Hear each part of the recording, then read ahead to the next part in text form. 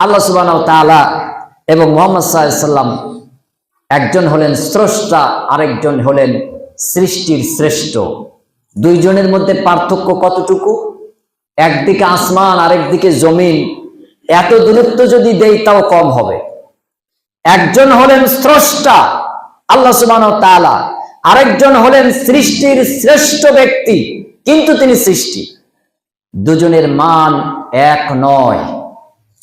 দেখেন একটা ক্যালেন্ডার আছে, ওই যে জানি না কে টাঙিয়েছে, ওই ক্যালেন্ডারটায় আল্লাহু লেখা আছে, অপর পাশে আবার কিছু ক্যালেন্ডারে দেখবেন মুহাম্মদ লেখা থাকে। ক্যালেন্ডারের একই সমান মাপে একদিকে থাকে আল্লাহ, আরেক দিকে থাকে মুহাম্মদ সাল্লাল্লাহু আলাইহি সাল্লাম। এই সমান লাইনে একই মর্যাদায় একই কাতারে আল্লাহ এবং মুহাম্মদ সাল্লাল্লাহু আলাইহি সাল্লামকে বসানো জায়েজ নেই। কারণ আল্লাহ হচ্ছেন মালিক, খালিক, স্রষ্টা, ইবাদত পাওয়ার যোগ্য। আর মুহাম্মদ সাল্লাল্লাহু আলাইহি সাল্লাম তিনি হচ্ছেন মানব, আদম সন্তানের সর্বশ্রেষ্ঠ সন্তান। তিনি সৃষ্টির শ্রেষ্ঠ, কিন্তু তিনি স্রষ্টা নন। অতএব একই কাতারে স্রষ্টাকে এবং সৃষ্টিকে বসালে এটা নাজায়েজ কাজ হবে। অতএব এই ধরনের কোনো ক্যালেন্ডার বাড়িতে জায়গা দেবেন না। আবার দেখবেন একদিকে মক্কা আছে, মদিনা আছে, পাশাপাশি রওজা, মাজার, কবরগুলি আছে। মসজিদ এবং মাজারের মর্যাদা আল্লাহর কাছে এক নয়, বরং অনেক পার্থক্য। কবর এটা পবিত্র, তবে মসজিদের মতন পবিত্র নয়। মসজিদ হলো ইবাদত গৃহ। এখানে আপনি এসে রুকু, সাজদা, তাসবিহ, তাহলিল, তাহমিদ 7 অঙ্গ দিয়ে আল্লাহর পায়ে নিজেকে সুপর্দ করবেন। এর জন্য আল্লাহ মসজিদ ব্যবস্থা করে দিয়েছেন। আর কবর এটা হলো মৃত্যু ব্যক্তিদেরকে সংরক্ষণের একটি ব্যবস্থাপনা। ওই কবরস্থানগুলি দেখে আপনি শিক্ষা গ্রহণ করবেন যে এখানে আমার হাতের 1.5 হাত কবরবাসীও আছে, আবার আমার হাতের 3 হাত কবরওয়ালারাও আছে, আমার হাতের 4 হাত কবরওয়ালারাও আছে, আবার 2 হাত কবরওয়ালারাও আছে। অতএব জন্মের সিরিয়াল আছে। বড় ভাই আগে এসেছে, মেজোটা তারপর, সেজোটা তারপর, নোয়াটা তারপর, ছোটটা তারপর। কিন্তু যাবার বেলায় কারোর সিরিয়াল নেই। কবে দেখলাম ছোটটা আগে চলে গেছে, ওই তো তার কবর ডান পাশে পড়ে আছে। আবার দেখলাম মেজোটা বসে আছে, বড়টা বিদায় নিয়ে গেছে। অতএব আসার সিরিয়াল আছে, যাওয়ার কোনো সিরিয়াল নেই। যে কাফনের কাপড়ে পকেট নেই, সেই কাফনে তুমি কি নিয়ে যাবে? তোমার কাছে আমার জিজ্ঞাসা, যদি নিতেই কিছু না পারো তাহলে এই কামড়া কামড়ি কিসের? আজ থেকে নামাজের পরে মসজিদ থেকে বেরিয়ে একে অপরের কাছে সালাম প্রদান করে ক্ষমা ভিক্ষা চাইতে হবে। বড় ভাই আমাকে ক্ষমা করে দিও, আমি ভুল করে ফেলেছি, আমি মানুষ হিসেবে তোমার কাছে অন্যায় করেছি, ক্ষমা করো। ছোট ভাই আসসালামু আলাইকুম ওয়া রাহমাতুল্লাহ, আল্লাহ তোমার উপর শান্তি এবং রহমত নাজিল করুক, আমাকে তুমি ক্ষমা করে দিও। সকালে বিকেলে দিনে রাতে ঘুমানোর আগে ঘুম থেকে উঠে একজন আরেকজনের কাছে ক্ষমা চান। সন্তান বাপের কাছে ক্ষমা চান, বাপ সন্তানের কাছে তার কাজকর্মের ব্যাপারে পরামর্শ চান, কোনো অসুবিধা নেই। আপনার মেলবন্ধন আল্লাহ রাব্বুল আলামিন বৃদ্ধি করে দেবেন, বাড়িয়ে দেবেন আপনার হৃদ্রতা, আন্তরিকতা, সখ্যতাকে আল্লাহ সুবহানাহু ওয়া তাআলা প্রতিষ্ঠিত করে দেবেন। আপনি যা চাইবেন তা আপনার সন্তান আপনার জন্য প্রস্তুত করে এনে দেবেন।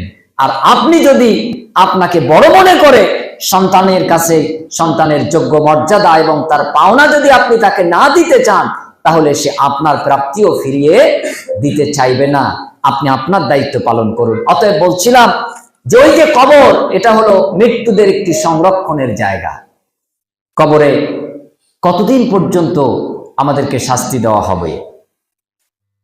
এই যে মাটির গর্ত, এই গর্তের ভিতরে শাস্তি বড় জোর 3 দিন, 1 সপ্তাহ, 2 সপ্তাহ, 3 সপ্তাহ। এরপরে এই মাটির গর্তে আর কিচ্ছু নেই সর্বোচ্চ। কারণ আপনার হাত যে পাপ করেছে তার থেকে বেশি অন্যায় করেছে হাতকে যে অর্ডার করেছে মস্তিষ্ক। আর মস্তিষ্ক যা অর্ডার করে অন্যায় করেছে তার থেকে বেশি অন্যায় করেছে হুকুমকারী হিসেবে তার আত্মা। অন্তর। আত্মা যদি আদেশ না করত এই পাপ কাজটা কর, তাহলে মস্তিষ্ক হাঁটতে বলতো না যে তুমি এই পাপ কাজটা করো। অতএব হুকুমদাতা মূল আসামি হলো আত্মা, আর নির্দেশদাতা সশরীরের অধিনায়ক মস্তিষ্ক। কাজটা সংগঠিত করেছে কর্মী, হাত, পা অথবা জবান, অঙ্গ প্রত্যঙ্গ ইত্যাদি। তো এর মধ্যে সব থেকে বড় অপরাধী হলো আত্মা। তো আত্মাকে ইল্লিয়িন অথবা সিজ্জিন এই দুটি জায়গায় নির্দিষ্ট করে দেওয়া হয়। সেই জায়গার মধ্যে যারা ভালো তারা ইল্লিয়িনে শান্তি পেতে থাকে, আরামায়েশে থাকে। আর সিজ্জিন যারা অন্যায়কারী, অপরাধী, পাপাচারী, তাদেরকে সেখানে দিয়ে তাদের শাস্তি, তাদের কষ্ট বৃদ্ধি করা হয়। আর এই মাটির গর্ত, কবর, এটা কেবল সংরক্ষণের একটা ঘর, এতটুকুই, আর কিচ্ছু না। তারপরেও এত প্রাচীর, এত সংরক্ষণ, এটা পবিত্র কেন? চোখওয়ালা মানুষগুলি, কানওয়ালা মানুষগুলি, শক্তি সম্পন্ন মানুষগুলি, দুই পাওয়ালা মানুষগুলি, দুই হাতওয়ালা মানুষগুলি, ওরা চলবে ফিরবে, ওই মাটির সামান্য উঁচু জায়গাটা দেখে ওর দিলকে নরম করবে। এরই শিক্ষা ব্যবস্থা আল্লাহ সুবহানাহু ওয়া তাআলা দিয়েছে। ও মানুষ, তোমার হাতের 3.5 হাত জায়গা নিয়ে তুমি পৃথিবী থেকে বিদায় নিয়ে গেছো। মরার পর তুমি তোমার এই 3.5 হাতকে ঠেলে একটু 4.5 হাত করো না দেখি। জমি তো সাইকেলের টিউ না যে তুমি ঠেলে টেনে লম্বা করে জমির চাষ জায়গা বাড়িয়ে নিয়ে ফসল বেশি বাড়াতে শুরু করেছো। মাটির কবর তুমি বার ভিতর শুয়ে থাকবে জানালা দরজা ছাড়া। একটু 1 ইঞ্চি বাড়ানোর ব্যবস্থা করে দেখো তোমাকে সুযোগ দেওয়া হয় কিনা। কঠিন দুর্মুজ ফেরেশতা নিয়ে উপস্থিত হয়ে আছে, তা দিয়ে মারা হবে। চক্ষুবিহীন ফেরেশতা, কানবিহীন ফেরেশতা। আপনি ডেকে বলবেন, ভাই একটু দেখে মারো, মাথা ফেটে যাচ্ছে, গায়ে মারো। সে বলবে আমি দেখতে পাই না। সে বলবে আমি অন্ধ। ফেরেশতা বলবে আমি বধির, আমি শুনতে পাই না, আমি দেখতে পাই না। আল্লাহ নির্দেশ দিয়ে রেখেছে, তাই তোমাকে আঘাত করছে। আমি শুনতেও পাই না, দেখতেও পাই না। কবরের 3.5 হাত, 4.5 হাত করা যাবে? যদি না যায়, জমি যায় যতটুকু চাষ করেন বাঁকারি দিয়ে মেপে তারপর চাষ করবেন। 1 ইঞ্চি পরিমাণ জমি যদি কারুর বেশি ভোগ করেন, কিয়ামতের মাটি এটাই আপনার জন্য জাহান্নামে যাওয়ার দড়ি, যা আপনার গলায় ঝুলিয়ে দিয়ে এরপর আল্লাহ রাব্বুল আলামিন বলবেন, বান্দা এবার স্বাদ ভোগ কর। কতটুকু? অতটুকু। 7 স্তবক জমিনের তলদেশ পর্যন্ত আপনার গলায় ঝুলিয়ে দেওয়া হবে। আল্লাহ বলবেন এইবার আস্বাদন করো। কত জমি তুমি চাও, কত লোভ তোমার হয়েছিল, কত স্বাদ জেগেছিল, কত চাষ করে কত কেজি জমি ফসলে বেশি ফলিয়ে তারপর একটু বাজারে বিক্রি করবে, কত লোভ। নমরুদ, ফেরাউন এত লোভী ছিল না, ওরা জমির আল কাটতো না। বড় বড় পাপীদের কবরে যে শাস্তি দেওয়া হবে তার মধ্যে এক প্রকার পাপের শাস্তি হলো জমির আল ছাঁটা কাটা, যারা তারা দাঁড়িয়ে পেশাব করা, নাপাকির থেকে অসতর্ক, এই শ্রেণীদেরকে কবরে শাস্তি দেওয়া হবে। জমির আল যারা কাটে ছাটে, যারা অগোচরে জমি বাড়িয়ে নেয়, এদেরকেও কবরের মধ্যে শাস্তি দেওয়া হবে, দুর্বার গতিতে শাস্তি দেওয়া হবে। বোরাকের গতি কতটুকু, তার থেকে ফেরেশতার শাস্তির গতি বেশি। সবে মেরাজ ভিত্তিহীন একটি আমল, এখান থেকে বেরিয়ে আসতে হবে। রাসূলুল্লাহ সাল্লাল্লাহু আলাইহি ওয়াসাল্লাম জিবরিল আমিনকে সাথে করে নিয়ে, জিবরিল আমিন নবীজিকে সাথে করে নিয়ে 7 আসমান, সিদরাতুল মুনতাহা, এরপর জান্নাত, জাহান্নাম সবগুলি তিনি দেখলেন। আল্লাহর সাথে কথোপকথন হলো। আল্লাহ সুবহানাহু ওয়া তাআলা তিনি নবীজিকে বললেন, নবী আপনার উম্মতের জন্য শিরোধার্য 50 ওয়াক্ত সালাত। কত ওয়াক্ত সালাত নিজের বিবেকের কাছে ধরেন, 50, 5 না। আল্লাহ নবী সাল্লাল্লাহু আলাইহি ওয়াসাল্লাম তিনি চলে আসলেন জিবরিল আমিনকে সাথে করে নিয়ে। এক আসমানে এসে আরেকজন নবী ভাই মুসা আলাইহিস সালাম তিনি বসে আছেন। নবীজি সালাম দিলেন, প্রতি উত্তর হলো ভালো মন্দ, আহলান ওয়া সাহলান, মারহাবা, স্বাগতম বিনিময় হলো। এরপর মুসা আলাইহিস সালাম জিজ্ঞেস করলেন, ইয়া রাসূলুল্লাহ, মুহাম্মদ সাল্লাল্লাহু আলাইহি ওয়াসাল্লাম, আল্লাহ আপনার উম্মতের জন্য কি দিয়েছেন? মুসা আলাইহিস সালামের প্রশ্নের উত্তরে আল্লাহর নবী বললেন, 50 ওয়াক্ত সালাত দিয়েছেন। মুসা আলাইহিস সালাম একটু প্রশ্ন করতেন বেশি, কথা বলতেন কাটছাট। মুহাম্মদ সাল্লাল্লাহু আলাইহি ওয়াসাল্লামকে বললেন, আপনার উম্মত এটা পারবে না। ও নবী, আপনি উম্মত চালাচ্ছেন আর আমি উম্মত চালিয়ে এসেছি, অতএব আমার উম্মতের আয়ু বেশি ছিল, ওরা পারেনি। আপনার উম্মতের আয়ু কম, ওরাও পারবে না। বরং আপনি ফিরে যান দয়াময় দয়ালু আল্লাহর কাছে, নিশ্চিত তিনি দয়া করে আপনার উম্মতের জন্য আল্লাহ সহজ করে দেবেন। সুবহানাল্লাহ। নবীজি ফিরে গেলেন, আল্লাহকে যে বললেন, ভাই মুসা আলাইহিস সালাম আমাকে আবার আপনার কাছে আসতে বললেন, এই ব্যাপার। আল্লাহ সুবহানাহু ওয়া তাআলা বললেন, যাও, মুহাম্মদ সাল্লাল্লাহু আলাইহি ওয়াসাল্লাম তোমাকে 10 অক্ত কমিয়ে 40 করে দিলাম। আবার আসলো। মুসা আলাইহিস সালাম বললেন, নবী কি করেছেন? বলে 10 কমানো হয়েছে। আপনার উম্মত পারবে না, আবার যান। আল্লাহ নবী আবার আল্লাহর কাছে আরজ করলেন, আল্লাহ বললেন, যা, আরো 10 কমিয়ে দিলাম। আবার মুসা জিজ্ঞেস করেন, নবী কি হলো? বলে আরো 10 কমে 30 হয়েছে। আল্লাহ নবী মুসা আলাইহিস সালাম বলেন, ওটাও আপনার উম্মত পারবে না, আপনি দয়াময় দয়ালুকে আরো আরজ করুন, আল্লাহ আপনার উম্মতের জন্য আরো সহজ করে দেবেন। সুবহানাল্লাহ। এরপর 4 বার মুহাম্মদ সাল্লাল্লাহু আলাইহি ওয়াসাল্লাম আল্লাহর কাছে আরজি জানালেন যে, ভাই নবী মুসা আলাইহিস সালাম আমাকে বলছেন আমার উম্মত পারবে না, তাই আপনার কাছে বলছি আপনি একটু সহজ করে দেন। তো আল্লাহ শেষ পর্যন্ত এসে 10 করে দিলেন। মুসা আলাইহিস সালাম বললেন, তাও হবে না, পারবে না। এরপর 5ম বার যখন বলা হলো, তখন আল্লাহর নবী বললেন, মুসা আমি আর আল্লাহর কাছে যেতে চাই না, আমি লজ্জা পাচ্ছি, এতবার একটা জিনিস কমাতে কি করে আমি বলি। এই 4র্থ বার আল্লাহর নবী সাল্লাল্লাহু আলাইহি ওয়াসাল্লাম যখন গেলেন, তখন আল্লাহ সুবহানাহু ওয়া তাআলা বললেন, যাও মুহাম্মদ সাল্লাল্লাহু আলাইহি ওয়াসাল্লাম তোমার উম্মতের জন্য আমি সহজ করে 50কে কমিয়ে আমি 5 ওয়াক্তে পরিণত করে দিলাম, কিন্তু নেকি সওয়াব এটা আমি 50 ওয়াক্তেরই রেখে দিলাম। সুবহানাল্লাহ। ও উম্মত, ফজরের সময় তবিবুর রহমান গাজী যায়, তখন তোমরা হা হু উত্তর দাও আর ঘরে ঘুমিয়ে থাকো। ওই ঘরে যদি আগুন লাগে আমেরিকার ক্যালিফোর্নিয়ার মতন, তাহলে তুমি ক ঘন্টা ঘুমাবে? যুবক, তোমাকে আমি সাথে করেও কালকে ভোর রাতে ডাকলাম, তুমি হা হো জবাব দিলে, আসলে না। ক্যালিফোর্নিয়ায় 10 দিনের বেশি সময় ধরে আগুন প্রজ্বলিত হচ্ছে, গাছগুলি পড়ে ছাই হয়ে যাচ্ছে, পৃথিবীর কোন প্রযুক্তি আগুন নেভাতে সক্ষম নয়। তোমার ঘরে যদি আগুন লেগে যায়, এই আগুন থামানোর ক্ষমতা পৃথিবীর কারোর নেই, যদি আল্লাহ আগুন নিভিয়ে না দেয়। তুমি কি ক্যালিফোর্নিয়া হতে চাও, লস অ্যাঞ্জেলস হতে চাও? তাহলে ওখানে ঘুমিয়ে থাকো। আর যদি না চাও, হাইয়া আলাস সালাহ হাইয়া আলাল ফালাহ যখনই ধ্বনিত হয়, আওয়াজটা এখন তোমার ঘরের মধ্যে এসি ঘর, গ্লাস লাগানো হলেও পৌঁছে যায় 4 তলার মাথায়, 5 গালা হর্ন লাগানো হয়েছে, আস্তে আস্তে আজান দিলেও এই মাথা মতা পেয়ে যাচ্ছে।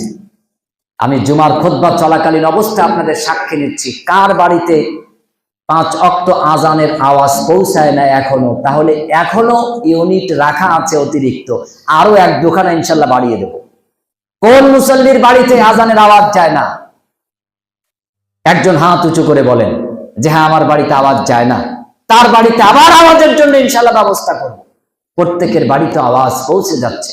দক্ষিণ পাড়া, পূর্ব পাড়া, বেদেপোতা, আটলিয়া, সোমপুর, প্রত্যেকটা জায়গায় এখন আলহামদুলিল্লাহ মসজিদের আজানের আওয়াজ পৌঁছে যাচ্ছে। কিন্তু আপনার ঘুম কবে ভাঙবে? কোন দিন ঘুম ভাঙবে? 50 ওয়াক্ত নামাজ আল্লাহ দিলেন। মুসা আলাইহিস সালাম নবীজিকে বারবার পাঠিয়ে 5 ওয়াক্ত করলেন। আল্লাহ নবী বললেন, আল্লাহ বললেন, ও নবী, আমি রহমান, আমি রহিম, আমি গফফার, আমি গফুর, যাও তোমার উম্মতের জন্য মুসার দাবি অনুযায়ী আমি 50কে 5 করে দিলাম, কিন্তু নেকি 50 ওয়াক্তেরই রেখে দিলাম। সুবহানাল্লাহ। এরপরেও আপনি 5 ওয়াক্ত নামাজে আসতে পারেন না। কি হতভাগা কপাল! কতজন অভিযোগ করে কপালটা আমার খারাপ, এই হারালাম, ওই গেল, এই ক্ষতি হলো, ওই ক্ষতি হলো। কি ক্ষতি আমার আপনার হয়েছে একটু দেখেন তো। আপনার সেই জন্মের দিনটার কথা একটু মনে করেন। কি ছিল আপনার গায়ে? পোশাক ছিল? কিচ্ছু ছিল না। এই 2 হাত, 2 পা, 2 চোখ, 2 কান, দেহ সব ছিল। কিসের মধ্যে ছিলেন? পচা পানির মধ্যে ডুবেছিলেন। কে আপনাকে খাওয়ালো, কে আপনাকে পড়ালো এই মায়ের পেটের মধ্যে? যে আল্লাহ রাব্বুল আলামিন আপনাকে পানির মধ্যে রেখে 9 মাস 9.5 মাস 10 মাস খাওয়ালো পড়ালো, ওই আল্লাহকে আপনি কি দিয়ে শুকরিয়া আদায় করলে ঋণ পরিশোধ করবেন? বলেন একবার বিবেক দিয়ে। যদি বিবেক থাকে, বুদ্ধি থাকে, তাহলে সদুত্তর দেবার আগে মসজিদে এসে আল্লাহর পায়ে মাথা রেখে আপনি বলবেন, আল্লাহ তুমি আমাকে ক্ষমা করো, মাফ করো, জীবন ভর শুধু ভুলই করে গেছি। মায়ের পেটে যখন ছিলেন তখনকার যদি কৃতজ্ঞতা আদায় করেন, শেষ হবে না। অট্টালিকা, প্রাসাদ, সম্পদ, সহায় সব যদি আল্লাহকে বিলিয়ে দেন, তারপরেও তার পরিশোধ হবে না, সম্ভবই না।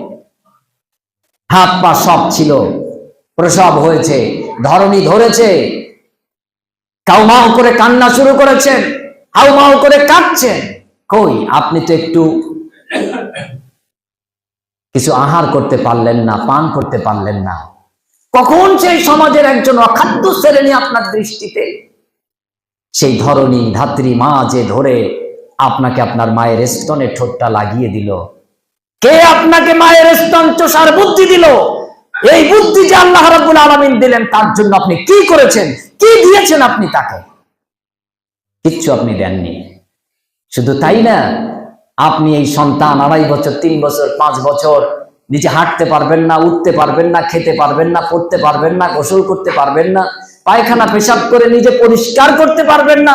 তার জন্য আপনার মা সব বিলিয়ে দিয়ে করবে। এই মায়ের কলিজার মধ্যে সন্তানের প্রতি যে ভালোবাসা আল্লাহ স্থাপন করে দিয়েছে, ওই ভালোবাসার জন্য আপনি আল্লাহকে কি দিয়েছেন? আপনার মতন মা এই পৃথিবীতে কত? ওই ক্যালিফোর্নিয়ায় তাদের কাপড়ের সাথে ধুয়ে প্রত্যেক রাতে দিনে জেনাবে বিচার করে ফেলে দিয়েছে। শুধু মায়ের মধ্যে যদি ওই ক্যালিফোর্নিয়া, লস অ্যাঞ্জেলসের ওই নর্তকী মহিলাদের মতন ভালোবাসাহীন করে দিত, তাহলে আপনার মতন সন্তান এই পৃথিবীর মুখ দেখতই না।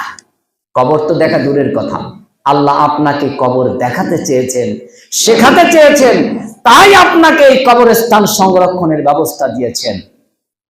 অনেকে বলে মেরাজ আল্লাহর কিভাবে হলো, নবীজি কিভাবে মেরাজ করলেন? অনেকে বিতর্ক করে, প্রশ্ন করে। আমি তাদের জন্য এতটুকুই কেবলমাত্র বলবো যে এটা অতি বিজ্ঞানসম্মত, বাস্তবসম্মত। কারণ যে আল্লাহ রাব্বুল আলামিন একটা সন্তানকে পানির মধ্যে ডুবিয়ে 10 মাস বাঁচিয়ে রাখতে পারেন, খাওয়াতে পারেন, স্বাস্থ্যশালী করতে পারেন, সেই আল্লাহ রাব্বুল আলামিন তার একজন প্রিয় নবীকে এক রাতের জন্য, কিছু অংশের জন্য নিয়ে তাকে আসমান ঘোরাবেন, জান্নাত জাহান্নাম দেখাবেন, এটা সেই আল্লাহর পক্ষে সম্ভব। সেই আল্লাহর পক্ষে সম্ভব। প্রাণী অক্সিজেন ছাড়া বাঁচতে পারে না। আমরা মায়ের পেটের মধ্যে কিভাবে অক্সিজেন পেলাম? শুধু তো তা না, টিউবের মধ্যে, ইউট্রাস্টের ভিতরে ঘন পানি, তার মধ্যে হাবুডুবু খাওয়া, চোখ নাক গুলি সব পানির মধ্যে ডুবে থাকা। অনেকে বলে মায়ের নারীর সাথে নারী ছিল, তাই বেঁচে ছিল। আচ্ছা, এবার একটু বলেন তো, আপনার বাড়িতে যে মুরগির ডিমগুলি পাড়ে, ওই ডিমের কি ওর মায়ের সাথে নারী বাঁধা থাকে? থাকে না তো। ওই ডিম 21 দিন তা দেওয়ার পরে মা মুরগি যখন ঠুকরে ওর ডিমটা ভাঙে, কি শুনে ভাঙে? ভিতরে একটা পিলে, একটা মুরগির বাচ্চা ক্ষুদ্র ক্ষুদ্র আওয়াজ দেয়, মুরগি মা শুনতে পায়, অমনি টুকরে টুকরে মুরগিটা ভেঙে দেয়, পিলেটা বেঁচে আসে। আচ্ছা বলেন তো, এই ডিমের মধ্যে অক্সিজেন যাওয়ার কোনো লাইন আছে? সুবহানাল্লাহি ওয়া বিহামদিহি সুবহানাল্লাহিল আযীম। যে আল্লাহ রাব্বুল আলামিন ডিমের মধ্যে একটা পিলে, একটা মুরগির বাচ্চাকে এভাবে বাঁচিয়ে রাখতে পারে, ওই আল্লাহ তার ডাকে, তার ইচ্ছায় তার প্রিয় নবী মুহাম্মদ সাল্লাল্লাহু আলাইহি ওয়াসাল্লামকে ইসরা করিয়েছেন।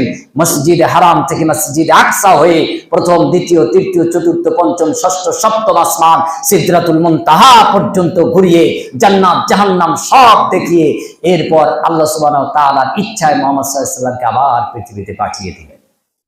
নবী মুহাম্মদ সাল্লাল্লাহু আলাইহি ওয়াসাল্লাম এরপরে এসে কি অবস্থা করলেন, কি অবস্থা মক্কায় হলো, আগামী জুমায় ইনশাআল্লাহ হবে। সুবহানাল্লাযী আসরা বিআবদিহি লাইলাম মিনাল মাসজিদিল হারাম ইলাল মাসজিদিল আকসাল্লাযী বারাকনা হাওলাহু লিনুরিয়াহু মিন আয়াতিনা। এই আয়াত থেকে ইনশাআল্লাহ আগামী জুমায় আলোচনা হবে। ওয়া আখিরু দাওয়ানা আলহামদুলিল্লাহি রাব্বিল আলামিন।